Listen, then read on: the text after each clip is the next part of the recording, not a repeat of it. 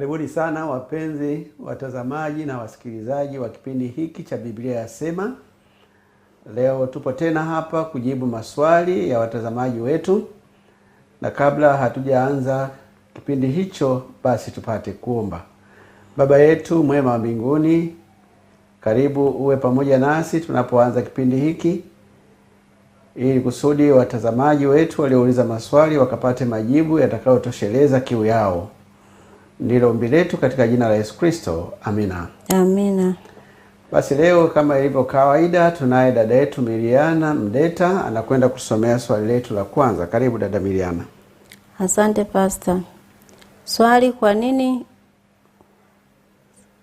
nini Mungu alisema haki inapatikana kwa njia ya imani na sio matendo ya sheria wakati tunaamini sheria?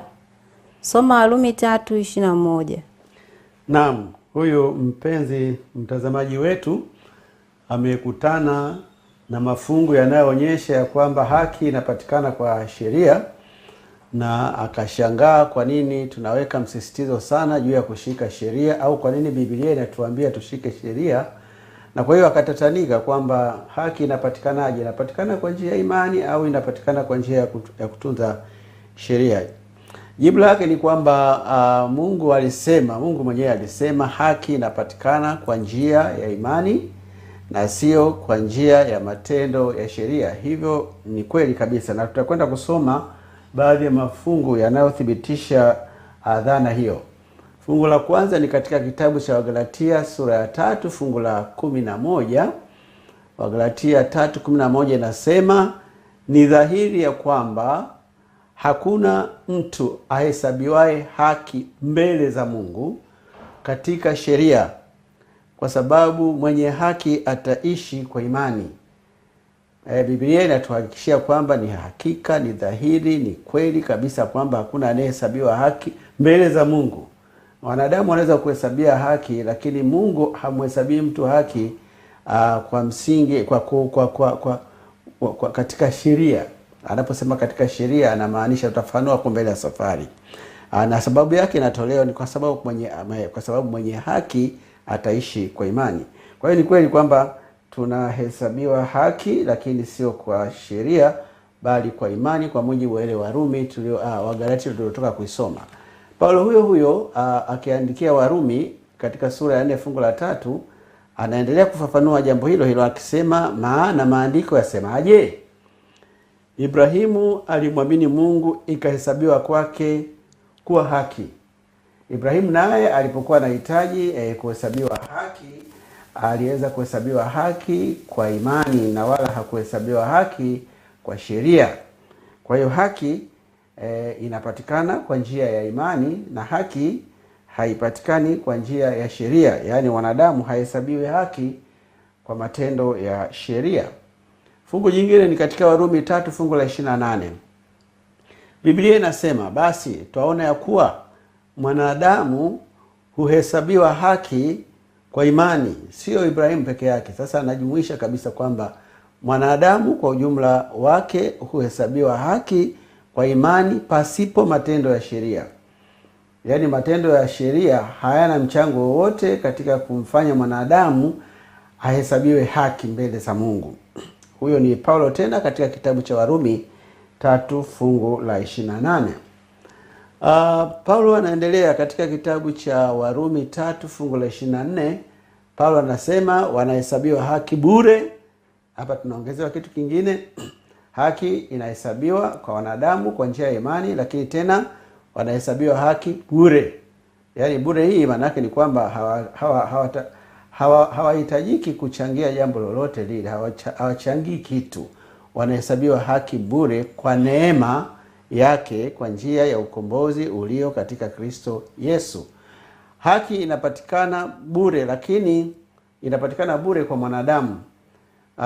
Na inapatikana bure kwa mwanadamu kwa sababu mwanadamu anapomwamini Kristo, ambaye yeye hakuipata hiyo haki bure, aliilipia, yeye mwanadamu anaipewa bila kutoa malipo yoyote. Kwa hiyo haki inapatikana kwa imani, kwa kumwamini Kristo kwa njia ya neema, lakini nayo inapatikana bure. Mwanadamu hadaiwi chochote au hahitajiki kutoa chochote kama mchango wake yeye binafsi ili kuipata hiyo haki. Mchango uliotakiwa ili haki ipatikane ulitolewa na Kristo, na mwanadamu anaipata hiyo haki kwa kumwamini tu Kristo bila kutoa mchango wowote. Hivyo ndivyo maandiko wanavyosema. Kijana tajiri, nafahamu vizuri kisa hicho wengi wenu. Kijana tajiri alimwendea Yesu akitaka kujua kinachohitajika ili mtu apate uzima wa milele. Katika kitabu cha Mathayo 19 fungu la 16 hadi 17 tunasoma, natazama mtu mmoja akamwendea akamwambia, mwalimu mwema, jambo gani jema mwalimu nitende jambo gani jema ili nipate uzima wa milele? Alitaka kujua jambo analotakiwa kutenda, yani mchango ambao anatakiwa yeye kuutoa ili aweze kupata uzima wa milele. Na kama mnavyojua, uzima wa milele wanapewa wale wenye haki, na haki inapatikana kwa njia ya kumwamini Yesu Kristo. Lakini huyu kijana tajiri alikuja na dhana tofauti na idea tofauti ya kwamba yeye afanye kitu fulani, alafu hicho kitu fulani kimstahilishe yeye kupata uzima wa milele au kimpe haki ya kupewa uzima wa milele. Sasa Yesu anajibuje swali lake? Akamwambia, kwani kuniuliza habari ya wema? Aliye mwema ni mmoja, lakini ukitaka kuingia katika uzima zishike amri. Hapa ndipo unajiuliza kwa nini Yesu anamwambia hivi huyu kijana tajiri? Ni kama vile anampa maelezo ya kwamba uzima wa milele unapatikana kwa kushika amri, na alikuwa anamtaka akazishike hizo amri, ambazo baadaye kijana alijieleza vizuri ya kwamba hizo amri amekuwa akizishika tangu ya kwanza mpaka ya 10, kwa sababu kwa wale msiofahamu, Yesu anapozungumza zishike amri anamaanisha amri 10 za Mungu zilizotolewa pale mlima Sinai. Ukifanikiwa wewe mwanadamu kuzishika zile amri 10 kama zilivyotolewa pale mlima Sinai zikiwa hazijagoshiwa, basi kwa maelezo ya Yesu unao uwezo wa kupata uzima wa milele. Muuliza swali, huyu kijana tajiri alitarajia aambiwe kutenda jambo fulani jema, lakini Yesu akamwambia, in fact alikuwa anataka anatamani aambiwe kwamba okay, umezishika zile amri 10, na kwa ukweli huyu ndiye mtu ambaye alifanikiwa mbele ya Yesu kuonekana ya kwamba alijitahidi kweli kweli kuzishika zile amri. Maana Yesu hakutoa kasoro yoyote, na Biblia inasema kwamba alimpenda yule kijana, na alijaribu kumuuliza amri ya kwanza, ya pia akijaribu kuzidodosa zile amri kama mnavyofahamu maandiko. Akasema hizo zote mimi nimezishika tangu utoto wangu mpaka kufikia umri huu, sijawahi kushika hata moja. Kwa hiyo alichokuwa natamani atajiwe amri ya 11 au 2 za ziada ambazo alikuwa hajawahi kuzisikia, ili nazo arudi kwenda kuzifanya. Sasa Yesu akataka kumpima kwamba hivyo hizo 10 kweli amezishika. Kwa hiyo Yesu akamwambia ajisalimishe kwake ili aokolewe kwa imani. Akamwambia, nenda kauze mali ulizonazo, kila kitu, halafu uwape wahitaji, halafu uje unifuate. Yaani uishi maisha ya kunitegemea mimi 100%. Kwamba kula yako nitajua mimi, kuvaa yako nitajua mimi, kila kitu chako nitajua mimi. Kijana jambo hilo lilimshinda. Na kwa hiyo akaonyesha kwamba hata hizo amri 10 alizokuwa anadai kwamba alikuwa anazitii, alikuwa hajazitii, kwa sababu utiifu wa zile amri unafafanuliwa zaidi kwa namna mtu anavyompenda Mungu, kwa namna mtu anavyomwamini Mungu. Kwa sababu zile amri ya kwanza mpaka ya 4 inaonyesha utii wako kwa Mungu, na amri ya 5 mpaka ya 10 inaonyesha mahusiano yako mema na wanadamu wenzako. Huyu ndugu katika mahusiano mema na wanadamu wenzake alikuwa hana kitu, maana aliambiwa akauze vitu awapatie wahitaji, akaonyesha kwamba hapo amefeli. Lakini pia katika kumtumainia Mungu, ambaye ndiyo amri ya kwanza mpaka ya 4, alionekana amefeli, kwa sababu maisha ya kuishi ukimtegemea Yesu tu, ambaye hana kazi maalumu, hana nyumba, hana nini, aliona kwamba kwake ni magumu. Kwa hiyo akawa amefeli. Kwa hiyo uzima wa milele aliukosa. Aliukosa kwa sababu gani? Hata hizo amri zenyewe alizokuwa nadhani anazitii, kumbe alikuwa hazitii. Kwa hiyo utiifu au kupatikana kwa haki kwa maelezo ya Yesu kuna uhusiano wa karibu sana na utiifu wa sheria. Katika hali ya kawaida, binadamu angetii zile amri za Mungu kikamilifu, hiyo ingeweza kumpatia haki ya kupewa uzima wa milele, au ingempatia kustahili uzima wa milele, kwa sababu uzima wa milele wanapewa wenye haki, na ili uwe mwenye haki ni lazima uwe mtiifu wa amri 10 za Mungu.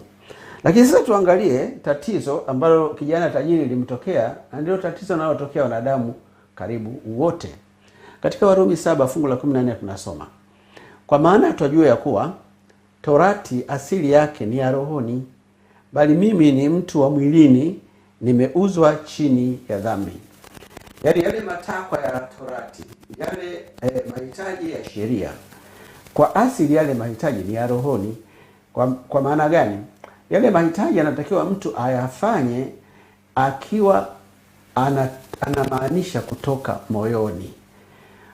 Kwa bahati mbaya, sheria ziwe za Mungu au za wanadamu, una uwezo wa kuzishika kwa nje tu na watu wakakuchukulia kwamba wewe ni mtiifu. Ni sawa sawa na wale wanaopunguza mwendo wanapogundua kwamba wamefika mahali ambapo matrafiki wapo, ili asipigwe tochi, anaenda kwa mwendo ule unaotakiwa. Lakini akishapita pale anaongeza mwendo mkali sana wa hatari kabisa, unaweza kuleta maafa. Hiyo ni kuonyesha kwamba anaishika ile sheria kimwili tu, lakini ile sheria haishiki kwa rohoni. Na ndivyo wanadamu wote walivyo. Wanajaribu kutii yale maagizo ya sheria, lakini kimsingi hawaingii ndani kabisa. Maana kijana tajiri alipokuwa anatunza amri ya 5 mpaka ya 10 inayoonyesha uhusiano wake na wanadamu, alimshawishi Yesu hivyo kwamba yeye ana mahusiano mazuri sana na wanadamu, lakini alishindwa kutoa mali zake.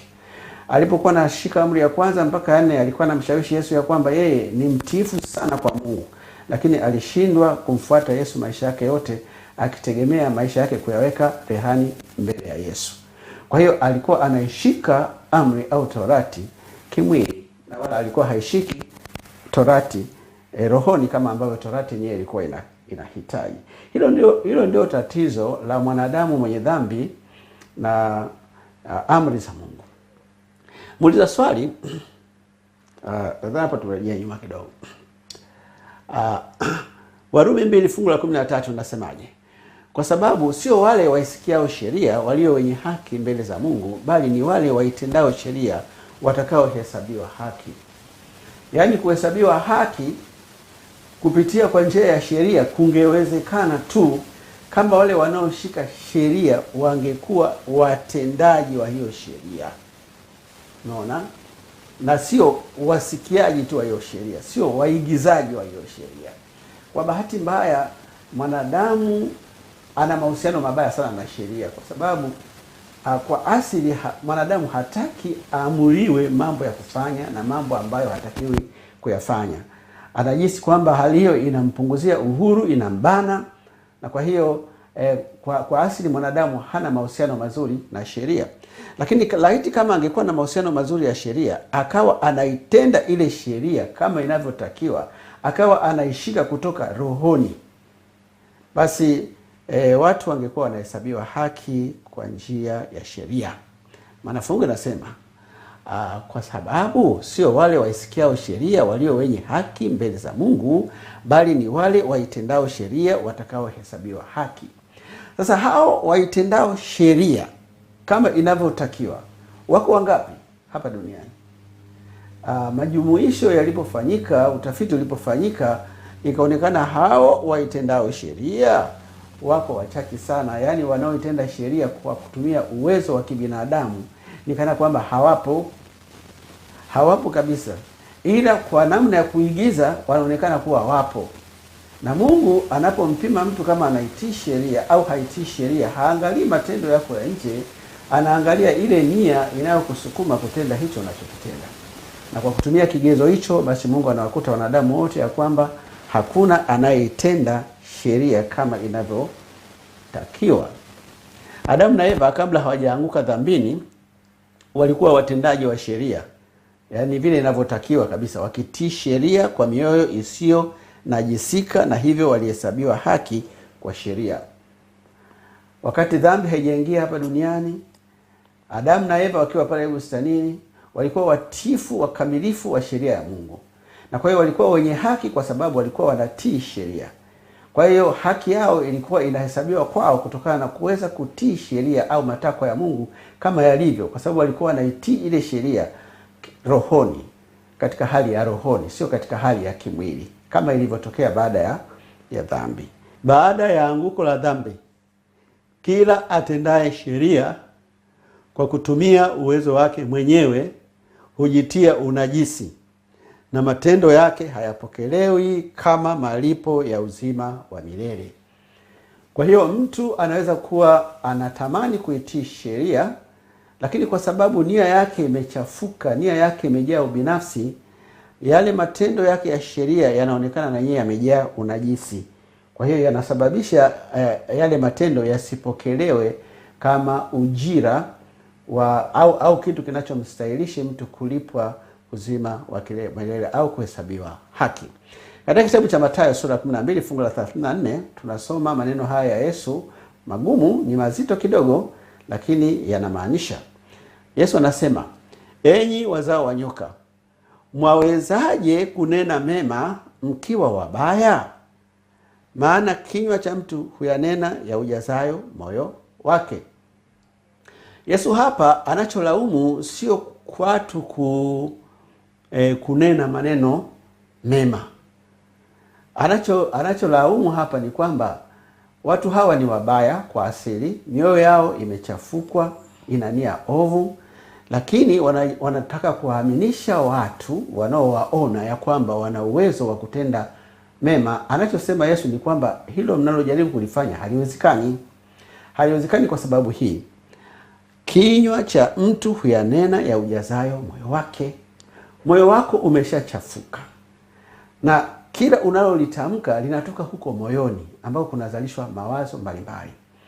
Na kwa hiyo Yesu hatarajii, kwa lugha nyingine kwamba Yesu hatarajii kuwaona watu walioharibika, watu walionajisika, watu walioanguka chini kabisa katika viwango vya chini vya dhambi kuweza kutenda mema kwa kutumia akili, uwezo na juhudi zao wenyewe pasi na kusaidiwa na Mungu mwenyewe.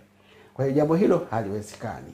Na haliwezekani hilo sio kwa sababu mimi nasema, unaweza kudhani kwamba ningesema mimi ni kwamba nataka kujipendelea kwa sababu nina hiyo hali. Anayoyatamka haya maneno ni Yesu mwenyewe anayetupima sisi wanadamu. Amegundua ya kwamba haiwezekani kuwa wema wakati ndani ya mioyo yetu kumeharibika. Katika kitabu cha Yeremia sura 13 fungu la 23, Biblia inaendelea kufafanua kwa nini hali ya mwanadamu iko hivyo, kwamba hawezi kutenda mema, ya kwamba hawezi kuitii sheria ya Mungu. Kwa nini? Inatoa majibu. Anasema, je, Mkushi aweza kuibadili ngozi yake? Mkushi, Wakushi ni watu wa Afrika, maeneo ya Ethiopia. Kwa hiyo wanachotaka kusema ni kwamba, je, mtu mweusi anaweza kuibadili ngozi yake ikatoka katika asili ya Uafrika ikaenda katika asili ya utaifa mwingine? Au chui anaweza kuyaondoa yale madoadoa yake? Ni swali gumu sana, na jibu lake ni rahisi tu kwamba hilo haliwezekani. Lakini basi Biblia inasema kama huyo mtu mweusi anaweza kubadilisha asili yake akaonekana Mchina, na kama huyo chui anaweza kuyatoa yale madoadoa yake akaonekana hana doa la namna yote, basi hapo mnaweza hata ninyi sisi hapa kutenda mema, sisi hapa tuliozoea kutenda mabaya. Yaani mtu aliyezoea kutenda mabaya hatendi mabaya kwa sababu hataki kupata uzima wa milele. Hatendi mabaya kwa sababu hataki kuhesabiwa haki. Hapana, anatenda hayo mabaya yanayoonekana kuwa ni mabaya katika jitihada ya kutenda mema ili ahesabiwe haki, ili apate uzima wa milele. Lakini anakuja kukuta matokeo yake anaangukia katika kutenda mabaya. Alikuwa na lengo la kutenda mema, anaangukia katika kutenda mabaya. Hiyo ni asili. Asili huwa haibadilishi. Kuna vitu ambavyo mtu anafanya kutokana na jinsi alivyoumbwa ndani yake, vinasaba. Vinasaba vile vinamlazimisha mtu kuishi katika maisha fulani anayoyaishi. Kuna watu ni walevi wa pombe kwa sababu ya vinasaba alivyobeba kutoka kwa wazazi wake. Kuna watu wana tabia hii, wengine wana tabia ile, ni vinasaba. Ukifuatilia nyuma huko unakuta hiyo tabia alikuwa nayo baba yake au mama yake au hata babu zake. Sasa sisi tumechukua kutoka kwa babu yetu Adamu hiyo asili ya kutenda mabaya. Sio kwamba tumejipendea. Kila anayezaliwa duniani anazaliwa na hiyo asili ya dhambi. Kwa hiyo haiwezekani mwanadamu, haiwezekani yani Mungu amtarajie mwanadamu kwamba siku moja atakuja kutenda mema kwa kutumia nguvu zake na uwezo wake bila yeye Mungu kuingilia kati. Ni lazima kitu fulani kifanyike cha kuingilia kati hiyo hali hiyo na kuibadilisha. Na hiyo inamtegemea Mungu mwenyewe. Katika kitabu cha Isaya 64 fungu la 6 tunasoma maneno yafuatayo: kwa maana sisi sote, yani mimi na wewe na yule mwingine, wanadamu wote wa mataifa yote, bila kujali jinsia, bila kujali kiwango cha elimu, kiwango cha hali yako ya uchumi, sisi sote tumekuwa kama mtu aliye mchafu, na matendo yetu yote ya haki yamekuwa kama nguo iliyotiwa unajisi. Yaani tunaweza tukawa tuna matendo ya haki, kumbe kuna uwezekano wa mtu mwenye dhambi kutenda matendo yenye haki. Yaani matendo yenye haki ni kama yale aliyokuwa anafanya yule kijana tajiri. Ukawa mtiifu kwa sheria za Mungu, ukawa mwaminifu katika kutunza amri 10 za Mungu kama zilivyoelekezwa, lakini bado yale matendo ya haki Mungu akayaona kama nguo iliyotiwa unajisi. Yaani ni takataka, haifai. Umeshawahi kuona mtoto mdogo akiwa anapika vyakula, wao wanaita kujipikilisha, anatenga pale sufuria ya ugali, anasonga ugali wake, unaweza kuwa ni michanga au nini.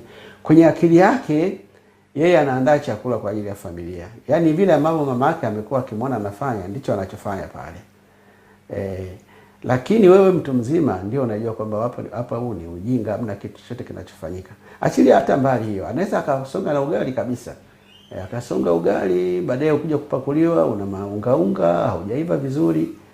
Lakini ndivyo amejitahidi na yeye kwa nafasi yake kufanya hicho alichofanya. Swali ni hili: huo ugali utapokelewa? Huo ugali utapelekwa mezani watu wale? Huo ni uchafu tu. Lakini alikuwa na nia njema. Ndivyo mimi na wewe tunavyofanya. Tunakuwa na nia njema, tufanye mema, tumpendeze Mungu. Hakuna mtu ambaye hapendi kusifiwa kwamba umefanya vizuri. Lakini Biblia inatuambia kila tunapofanya hayo mambo mazuri, hayo matendo ya haki, kwa sababu ile asili yetu, yale matendo ya haki yanageuka kuwa ni unajisi mbele za Mungu na hayapokelewi. Hayo ndio mahusiano kati ya mwanadamu na sheria na haki na uzima wa milele. Yaani hivi vitu vinne ukiweza kuvipangilia vizuri, hutapotea, hutakosea. Je, mwanadamu anahesabiwa haki kwa matendo ya sheria au kwa imani? Sheria badala ya kuwa njia ya kupatia wokovu kwa kuitii, ikawa daraja la kuendea wokovu, kwa kuwa ndiyo itusaidiayo kutambua hali yetu ya dhambi. Kwa hiyo sasa sheria haiwi tena njia ya kutuhesabia haki, lakini kwa kuwa sheria sio njia ya kutuhesabia haki, isidhaniwe kabisa ya kwamba haina nafasi katika kutusaidia kupata wokovu. Ina mchango wake, lakini mchango wenyewe sio kutupatia wokovu au haki moja kwa moja, bali mchango wake, sheria inatumika kama daraja la kuendea wokovu kwa njia ya kututambulisha hali yetu ya dhambi. Kama kuna changamoto kubwa sana ya mwanadamu ni kujitambua alivyo. Na hili ni tatizo hata katika jamii. Migogoro mingi inayotokea katika familia, katika mahali pa kazi, inatokana na mtu fulani kutojitambua alivyo. Na ili ajitambue alivyo panahitajika ushahidi mwingi. Watu wengi waje watoe ushahidi, hapana, kweli bwana ni mtu mbaya, kweli bwana wewe ni mwizi, kweli bwana wewe ni mvivu. ndipo baadaye akili yake inakuja kukubali kwamba kweli mimi ni mtu mwenye makosa. Kwa hiyo huwezi kumsahihisha mtu mpaka akubali kwamba ana makosa, na hilo Mungu analifahamu. Na njia Mungu aliyoitumia katika kumsaidia mwanadamu kujitambua kwamba ana makosa, ili aone umuhimu wa kumhitaji Mungu atakayemsaidia kusahihisha yale makosa, ni kwa njia ya sheria. Kwa hiyo tutaiangalia sasa sheria sio kama njia ya kumwokoa mwanadamu, kwa sababu kwa namna hiyo imeshindikana. Mwanadamu asili yake hapatani na sheria ya Mungu. Lakini sheria sasa inapokuja kutekeleza jukumu lake hilo jingine, sheria inaonekana kuwa bora sana. Na sheria inakuwa njia ya kututambulisha tumekosea wapi, kwa sababu sisi wanadamu tunadanganyika. Mwanadamu yeyote yule huwa anadanganyika, na kinacho kudanganya wewe mwanadamu sio kitu kinachotoka mbali, sio jirani, sio rafiki yako, ni moyo wako. Moyo wa mwanadamu ni mdanganyifu sana. Biblia inasema katika Yeremia 17 fungu la 9, nasema moyo huwa mdanganyifu kuliko vitu vyote, una ugonjwa wa kufisha, nani awezaye kujua? Yaani moyo unakupa maoni juu yako wewe, ambayo hayo maoni huwa moyo hauna mpango wa kukuangusha. Wakati watu wanapokulamu kwamba wewe ni mbaya, moyo unakuambia hapana, au watu wanakuonea, wewe ni mzuri. Wakati wanapokuambia wewe ni mjinga, wanakuambia hapana, wewe sio mjinga. Na wakati fulani wanakuambia vitu vya kukusaidia kabisa, kwa maana una mwelekeo wa kwenda kwenye anguko. Wanakuambia bwana acha pombe, bwana acha tabia hii, bwana unasema hapana. Na adaye kusaidia kusema hapana ni moyo wako. Sasa ili kusudi kusaidia huu moyo, ndio maana Mungu aliweka sheria. Wewe fikiria ya kwamba pale Edeni tu, baada ya kutenda dhambi, Mungu anamuuliza Adamu, uko wapi? Umejificha. Akasema nisikia sauti yako, nimejificha. Vipi, umekula matunda ya ule mti uliokukataza? Akasema hapana, ni huyu mwanamke. Yaani yeye mwenyewe haoni kama ana makosa yote. Mwanamke anaulizwa na anasema sio mimi, ni huyu nyoka. Yaani moyo wa mwanadamu uko hivyo. Lakini kiboko cha moyo wa mwanadamu ni sheria ya Mungu. Sababu sheria ya Mungu inakuambia dhahiri na unaisikia moyoni mwako. Ukishatenda tu kosa lile, hata kama utaambia watu wengine kwamba hapana, mimi sijatenda jambo kama hilo, ndani ya moyo wako utasikia unakosa amani. Kuna kitu kinaitwa dhamira. Ile dhamira inakusuta kabisa. Nasema jamani, hivi nitafahamika nini leo? Nitakamatwa nini leo? Moyoni. Na hicho kinachofanya hiyo huko ndani ni sheria ya Mungu ambayo ameiandika ndani ya moyo. Wanadamu wote wa asili zote, ukishafanya kosa, hatua ya kwanza unaisikia mwenyewe moyoni. Kuna wengine mpaka unasikia jasho linakutoka unapokuwa umefanya kosa. Unasikia hatia. Kwa hiyo sheria hiyo inafanya kazi yake. Warumi 3 fungu la 20 nasema, kwa sababu hakuna mwenye mwili atakayehesabiwa haki mbele zake kwa matendo ya sheria. Hiyo tumeisoma, lakini anakuja kueleza sasa nafasi ya sheria au anasema kwa maana kutambua dhambi huja kwa njia ya sheria. Sasa fikiria wewe na mimi tu watu wenye dhambi. Na dhambi ni tatizo kabisa, linalokuzuia kwenda mbinguni. Inakuzuia kwanza usipata haki ya Mungu, kwa sababu hakuna mwenye haki ambaye ana dhambi. Haki inaendana na kutenda kilicho haki. Na kwenda kinyume na haki ni kutenda dhambi. Sasa mwanadamu gani atahesabiwa haki wakati yeye ana dhambi? Ni mpaka atambue ya kwamba ana dhambi, na hiyo ndio namna ya kumsaidia.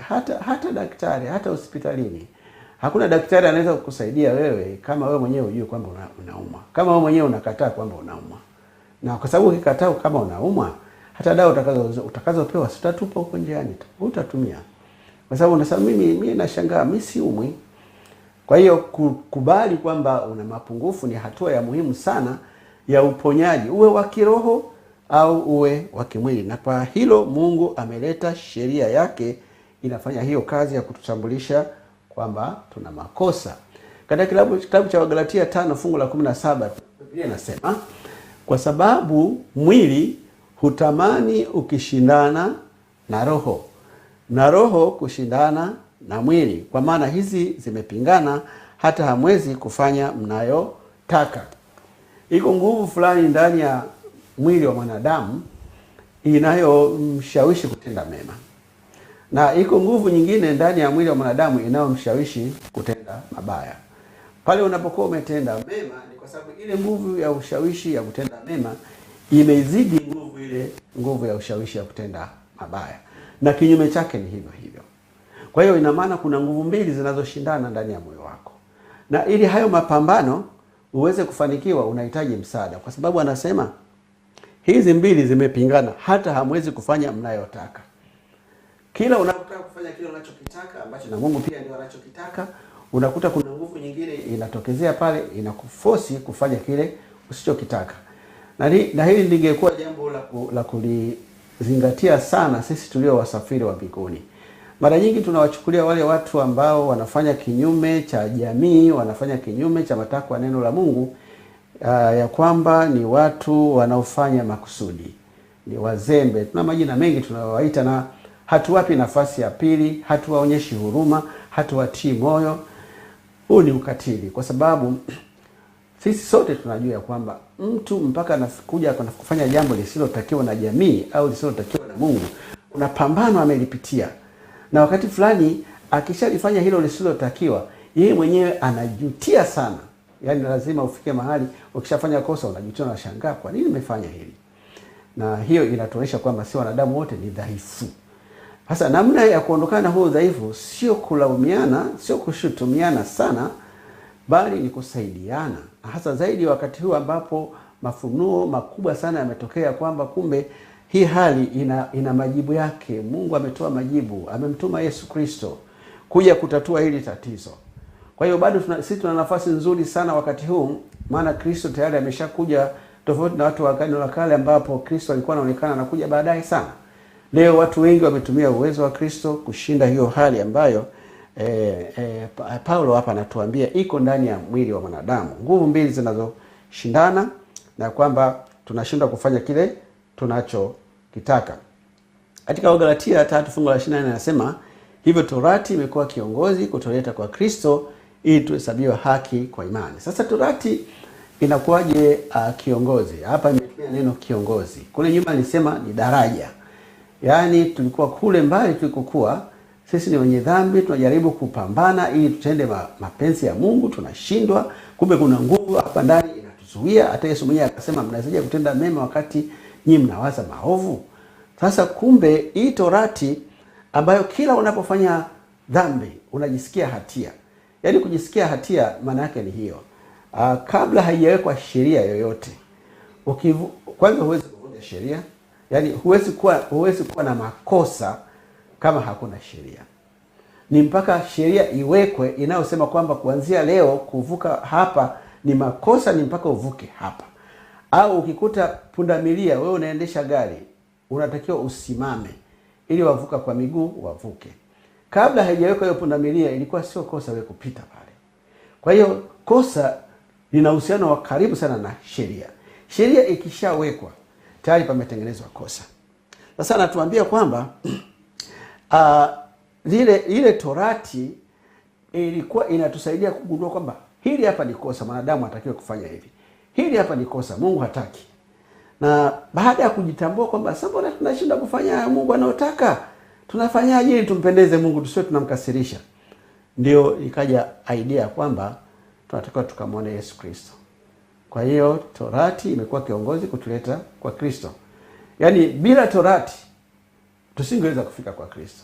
Kwa hiyo uangalie kwamba usitamka mambo kwa kurupuka. Sheria haina umuhimu wote, Torati haina umuhimu wote. Sasa kama Torati singekuwa na umuhimu, ungefikaje kwa Kristo? Kwa mujibu wa hili fungu hapa. Anasema Torati imekuwa kiongozi. Tena kiongozi ni kama kiongozi, neno kiongozi lilotumika hapa ni kama yule mzazi anamchukua mtoto anampeleka shule kwa mara ya kwanza, anaenda kumwandikisha shule kwa mwalimu. Hebu piga picha hiyo. Torati ni mwalimu mzuri, anamwambia bwana, wewe umenikosea, lakini mimi sitaki nikuue, sitaki nikuangamize kama ambavyo natakiwa, lakini nakupeleka kwa Kristo. Ni kama traffic anapokukamata alafu anakuambia bwana, nenda kaongee na boss pale, mkubwa wake mwenye nyota. Anakwenda unajieleza pale, baadaye anakuambia bwana, usirudie. Unakimbia kwa furaha kabisa, unaingia kwenye gari lako, unaendelea na safari. Ndivyo kuna mahusiano ya karibu kati ya Torati na Yesu, sio maadui. Watu wengine wanafikiri kwamba Yesu na sheria au Yesu na Torati ni maadui. Sio maadui. Wanaseje kuwa maadui wakati Torati inamletea wateja, sheria inamletea wateja? Yesu hawezi kufanya kazi yake bila Torati na sheria kumletea wateja. Kwa hiyo Torati imekuwa ni kiongozi kutuleta kwa Kristo. Warumi 7 fungu la 7 inasemaje? Tusemeje basi? Torati ni dhambi? Paulo anakata hasha, haiwezi kuwa dhambi. Lakini kwa namna watu wanavyoizungumzia Torati leo au sheria, unaweza kudhani kwamba sheria ni dhambi. Yanasema kwamba sisi hatupo chini ya sheria, achana na wao au watu wa sheria, au watu wa Torati ndio waliomuua Yesu hao. Torati neema inatosha. Kana kwamba Torati ni dhambi. Lakini Biblia inasema Torati sio dhambi. Walakini singalitambua dhambi ila kwa sheria, kwa kuwa singalijua kutamani kama Torati singesema usitamani. Tunapozungumzia Torati, tunapozungumzia sheria, ni kitu kile kile. Torati iliingiza sheria nyingi sana ili kumfanya huyu mwanadamu ajitambue jinsi alivyo mwenye dhambi, anavyohitaji msaada. Lakini basi msalaba wa Kristo ulikuja kuondoa hizi Torati, yaani zile sheria nyingi, ukaacha amri 10. Kwa sababu ulikuwa unaamini hizi amri 10 bado zitakusaidia wewe kukuongoza kupeleka kwa Kristo. Kila unapofanya, kila unachowaza, lazima kwa namna moja au nyingine linahusu zile amri 10 za Mungu. Ama unamkosea Mungu, ama unamkosea mwanadamu mwenzako. Na ukishahisi umemkosea Mungu au umemkosea mwanadamu mwenzako, nenda kwa Yesu. Shughuli imeisha. Hakuna ugomvi, hakuna mgogoro. Kwa hiyo ni jambo lisiloingia akilini mtu kuanzisha ugomvi na Torati au kuanzisha ugomvi na sheria, kana kwamba yeye iko pale kwa ajili ya kukuletea mambo mabaya, iko pale kwa ajili ya kukusaidia. Ni kama maabara kule hospitali.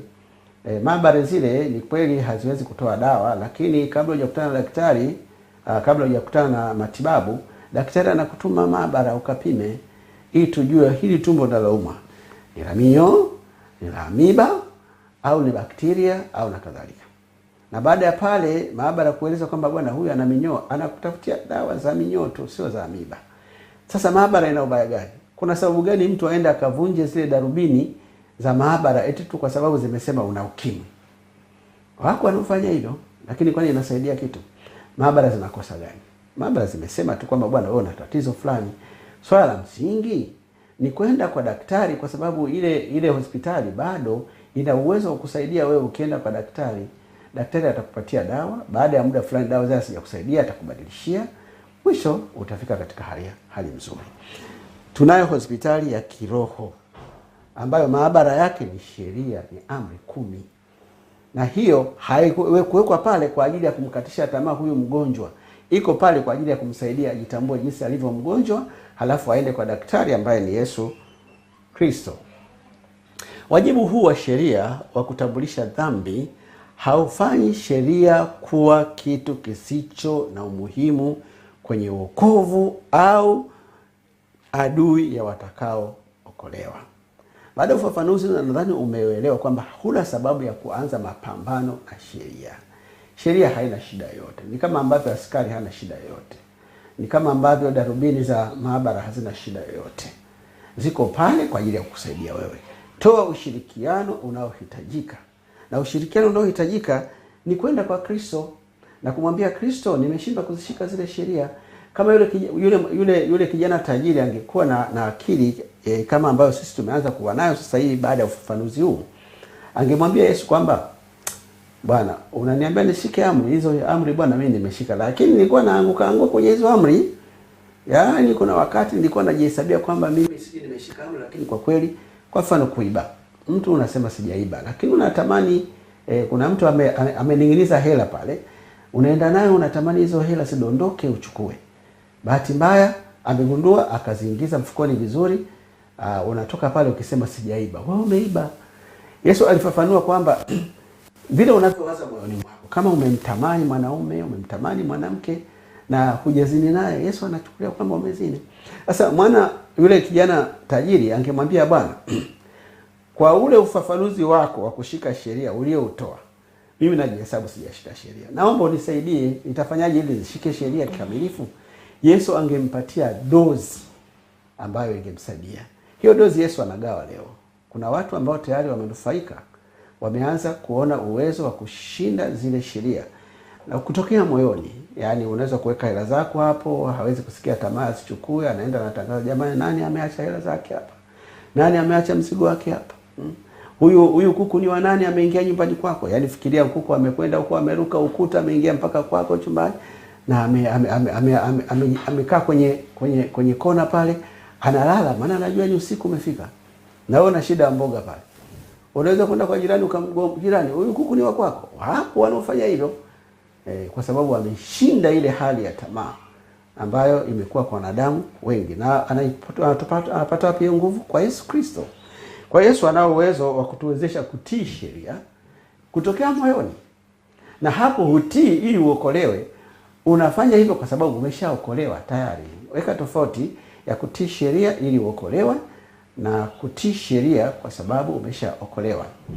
Kama unampenda mwenzako kwa sababu ni mchumba, unajaribu kumfurahisha na kumshawishi akuone kwamba wewe ni wife material, ni tofauti sana utakapokuwa unampenda huyo mume wakati uko kwake. Unamtengea maji ya kuoga, unampikia ugali, pale hubembelezi kuolewa. Ila pale mwanzo kwenye uchumba ulikuwa unabembeleza kuolewa. Tendo ni lile lile lakini lina maana tofauti kabisa. Kwa hiyo wale wanaotafuta kushika sheria ili wampendeze Mungu ni tofauti na wale waliookolewa na kwa sababu ya kumpenda Mungu wanaamua kuzishika sheria zake. Katika kitabu cha Zaburi 119 fungu la 165 Biblia inasema, wana amani nyingi waipendao sheria yako, wala hawana la kuwakwaza. Ningetoa rai kwa wale ambao wamekuwa wanapambana sana na sheria, kila wakisikia sheria wanajisikia kuchafukwa mioyo. Wako namna hiyo.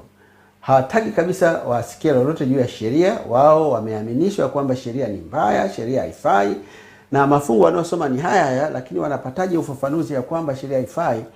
Hapo panakuwa na shida sana.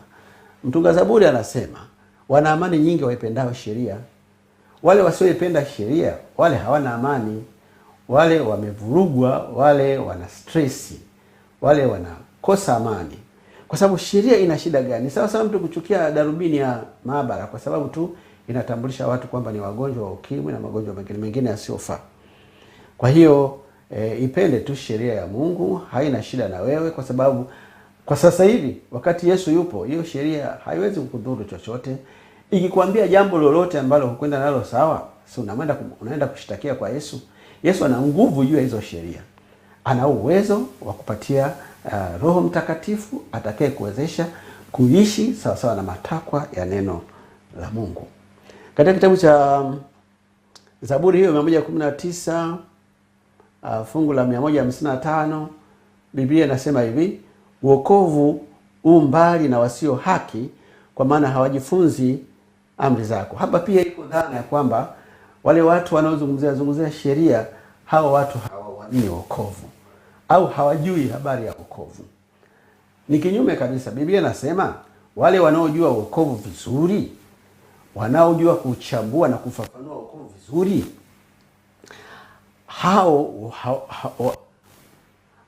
wako karibu sana na sheria, wanaizungumzia sana sheria.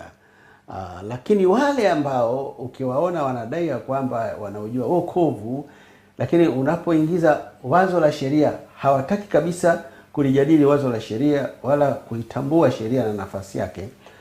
Biblia inasema kwamba wako mbali, wokovu uko mbali na wasio haki, kwa maana hawajifunzi amri zao. Hao swala la kuhesabiwa haki hawatakaa walielewe. Watakuwa wanasema tu na haki, lakini haki umeipataje?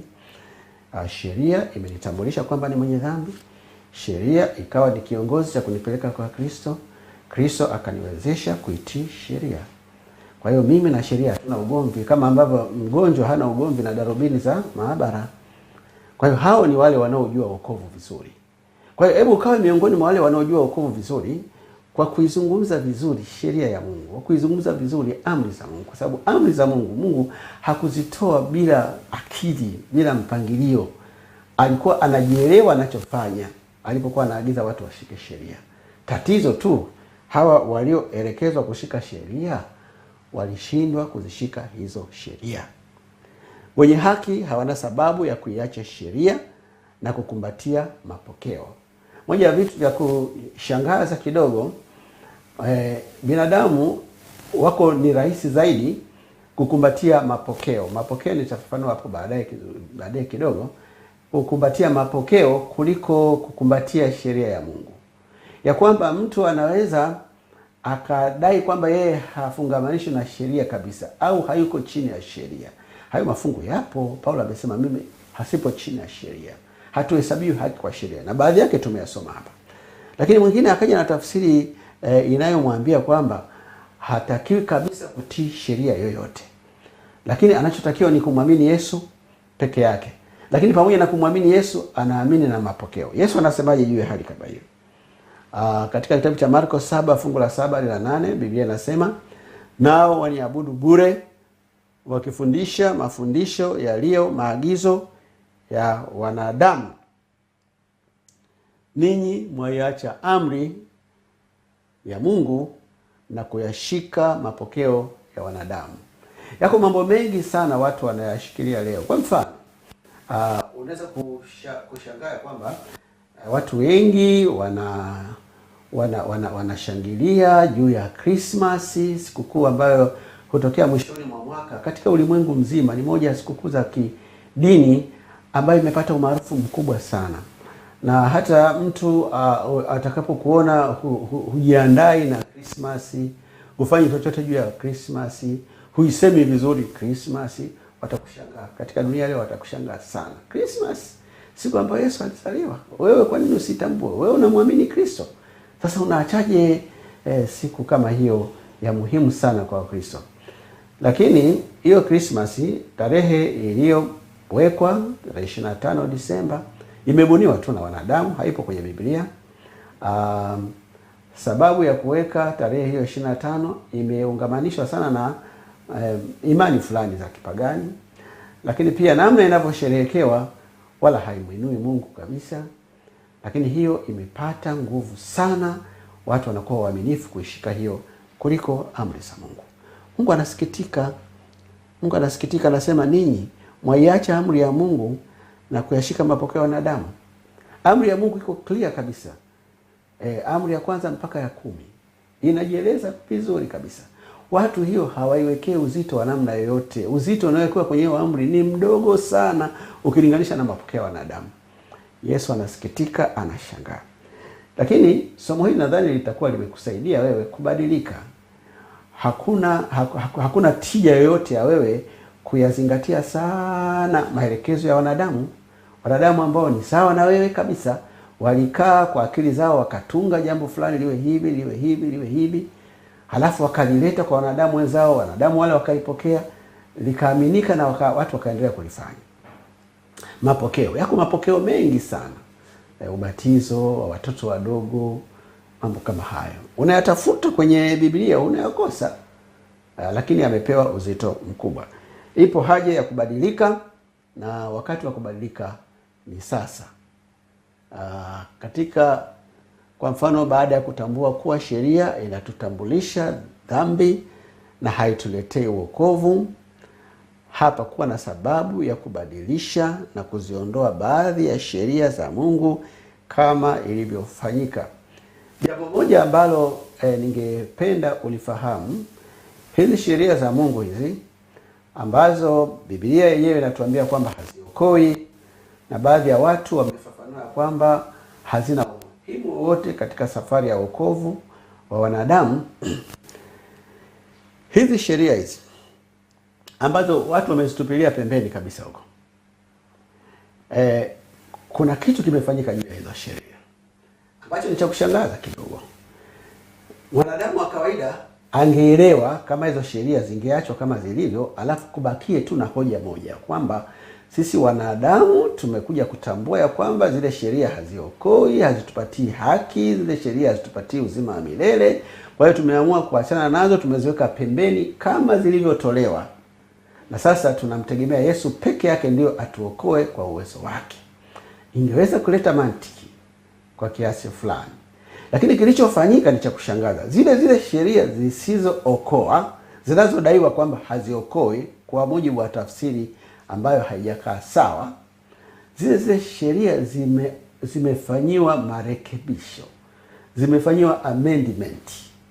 Amri ya pili inayowazuia watu kuabudu sanamu katika baadhi ya imani hapa duniani, ile amri imenyofolewa, na kwa hiyo kukabakia na amri 9, na watu wakawa wanafundishwa hivyo. Unapofika kwenye amri ya pili hawafundishwi tena usiabudu sanamu, wanafundishwa amri ile ya 3 imesogezwa, imekuwa ya pili, ya 4 imekuwa ya 3. Kwa hiyo zimeendelea zimesogea mpaka ile ya 10 sasa imekuwa ya 9.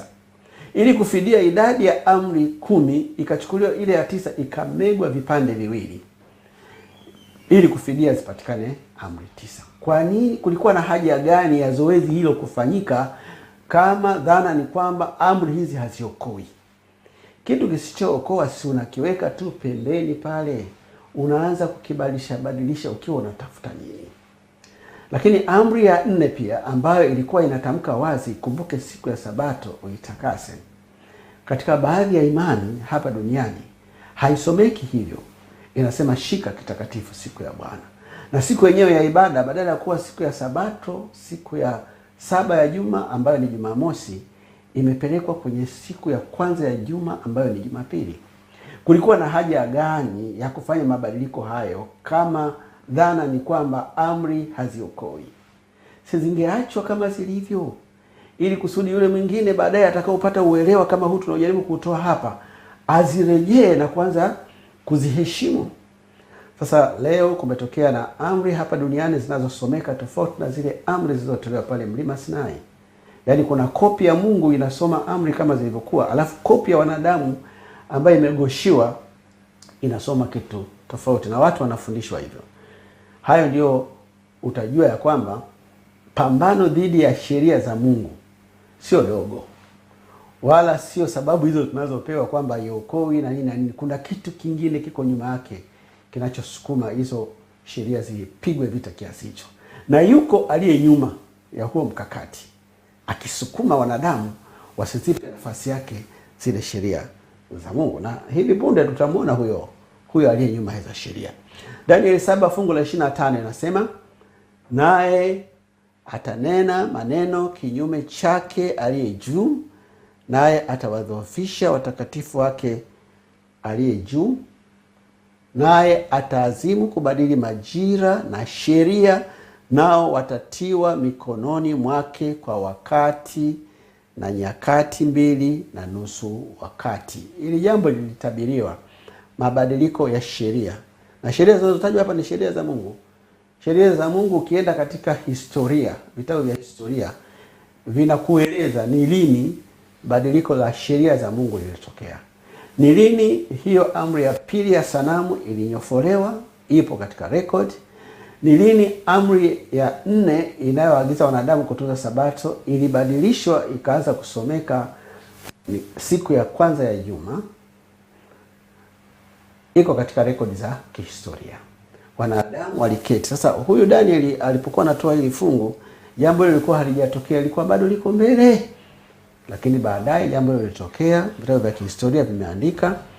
Na kwa sababu sisi tunazungumzia sana Biblia, hatutaenda huko, lakini nenda katafute vitabu vya kihistoria. Na siku hizi vitabu vya kihistoria kwani kuna ugumu? Nenda kagugu tu amri ya Jumapili ilitokea wapi? Ni nani aliondoa amri ya kutoabudu sanamu? Inakupa majibu, vitu vyote viko pale. Kwa hiyo wala hatuna shaka juu ya hiyo. Haya mambo yamefanywa utafiti wa kutosha. Kinachotusukuma kuyasema haya yote ni kwa sababu ya wale ambao wanatamani kujua ukweli ili wapate kuokolewa. Na sisi tuko na wao. Ukweli ni huo, na ukweli huo ukakuweke huru. Wale wanaohesabiwa haki kwa imani bado watakuwa watunzaji wa sheria. Hebu nikuulize mfano. Mfungwa amefungwa gerezani na amefungwa kifungo pengine cha maisha, na ametengana na familia yake kwa muda mrefu sana, na shida yake ilikuwa ni wizi. Alafu umetokea tangazo la rais, msamaha wa rais, anasema wafungwa kadhaa wasamehewe, watolewe kifungoni, na huyu mfungwa wetu akawa miongoni mwao. Anaporudi uraiani, huyu rais aliyempa msamaha anatarajia kwamba akaendelea na wizi, aendelee kuibia watu? Hapana. Kinachomfanya huyo rais kutoa huu msamaha ni ile imani ya kwamba huyu atakuwa amejifunza ubaya wa kosa alilofanya. Kwa hiyo atakaporudi uraiani atakuwa raia mwema, na magereza ni mahali pa kurekebisha tabia za watu. Na kwa hiyo haiwezekani huyu aliyepata msamaha wa rais akienda uraiani akaibe na halafu aachwe uraiani, atarudishwa tu magereza. Kwa hiyo sisi tumeokolewa kwa neema, na Biblia inasema kwamba tunahesabiwa haki bure kwa sababu Kristo alishalipa kila kitu pale msalabani. Je, baada ya kuwa tumeokolewa kwa neema tena bure, unatarajia ya kwamba Kristo angetutegemea tuendelee kuvunja sheria? Tuendelee kuvunja sheria ili tuwe watu wenye dhambi, ili tuwe watumwa wa dhambi? La hasha. Kama ni nia yako kutaka Yesu atawale maisha yako, akupatie uwezo wa kuishi kulingana na maagizo yake, basi mimi naenda kuomba ili kusudi Mungu afanye hilo ambalo ni tamanio lako. Hebu tuombe. Baba mwema wa mbinguni, nakushukuru kwa sababu ya mpendwa wangu huyu ambaye ameendelea kufuatilia kipindi hiki tangu tulipoanza.